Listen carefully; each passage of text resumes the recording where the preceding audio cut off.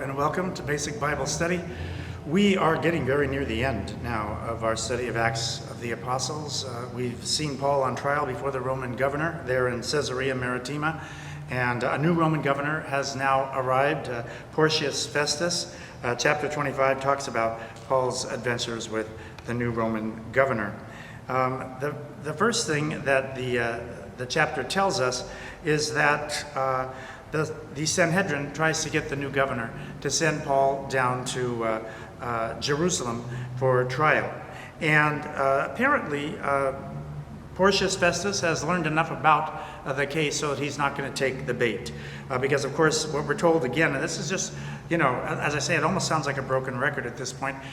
They wanted to put forth this invitation, send him down to us for trial, so that they can kill him. They can ambush Paul and kill him. That is how strongly they feel against, his understanding of the scriptures as they relate to Jesus Christ, whom Paul, of course, claims is the long-awaited Messiah.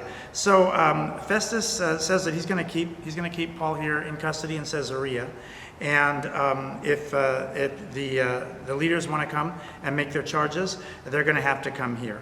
All right. So.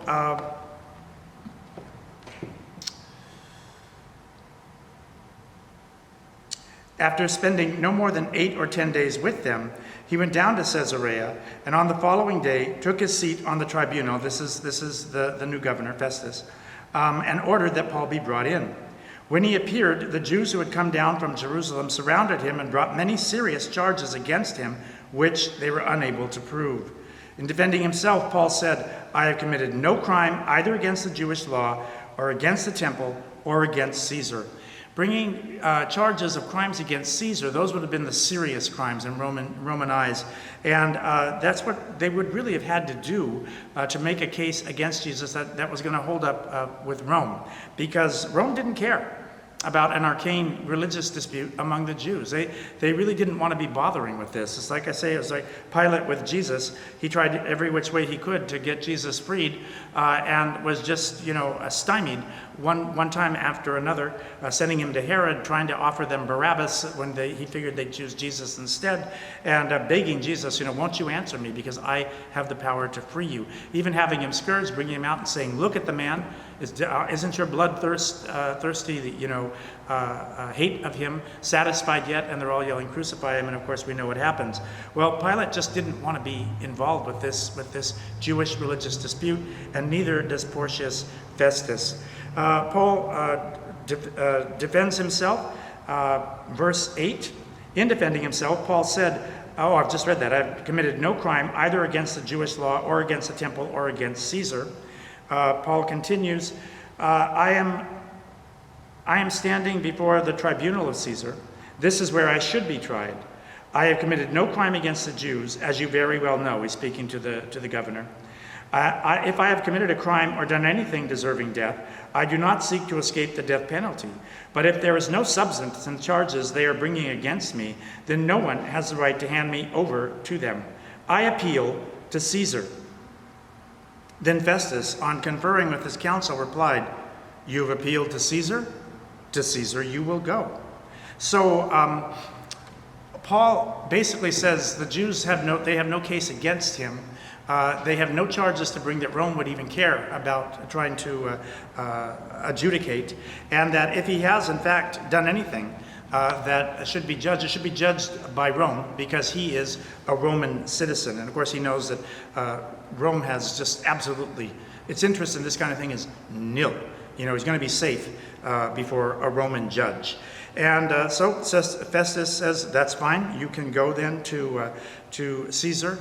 Meanwhile, it's interesting, along comes King, this time it's Herod Agrippa. Okay, it's not the Herod who persecuted the church. This is a different member of that dynasty. He's referred to here as King Agrippa and Bernice, his wife. They arrive in Caesarea on a diplomatic visit, really, with Festus. And Festus talks to them about the case with Paul because, it's just interesting. I mean, I don't know, I guess he knows from what Felix has told him, and Felix knows from what the cohort commander in Jerusalem has told him, this is actually a serious case. If Paul's in Jerusalem, there's going to be riots. And the Romans didn't want riots. The Romans liked law and order. They did not like riots. And we've got Paul up here, and the Jews are not satisfied.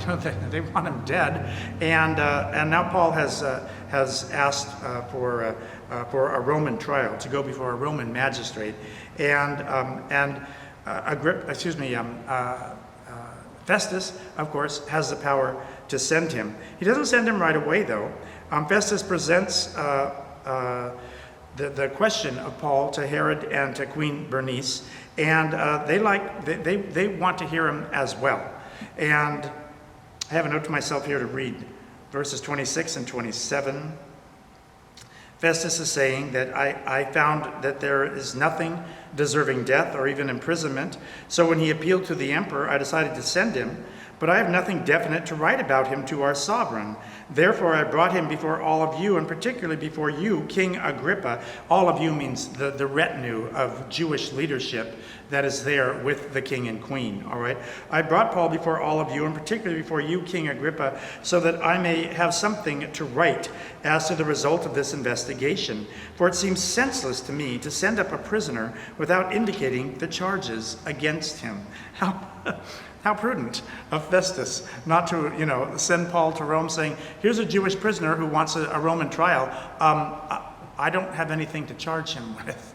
But that was pretty much Rome's attitude about these internecine theological disputes among the Jews. They were really bedeviled by those disputes, wanted nothing to do with them. That's the end of chapter 5 in Acts of the Apostles.